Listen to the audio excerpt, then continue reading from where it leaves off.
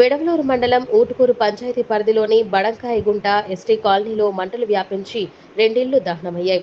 వంట చేసుకుంటుండగా ఒక్కసారిగా వీచిన గాలికి గుడిసెకు నిప్పు అంటుకొని మంటలు చెలరేగాయి. పక్కనే ఉన్న మరో పూరి గుడిసెకు కూడా నిప్పు అంటుకోవడంతో రెండు ఇళ్లు పూర్తిగా కాలిపోయాయి. ఇంట్లో సామాగ్రి అంతా బూడిదవడంతో ఎందేటి పోలయ్యకు సుమారు రూ. 1,50,000, రాపూర్ ప్రసాద్ కుటుంబానికి సుమారు రూ. 50,000 నష్టం వాటిల్లిందని గ్రామస్తులు తెలిపారు. బాధిత కుటుంబాలను ఆదుకోవాలని వారు కోరుతున్నారు.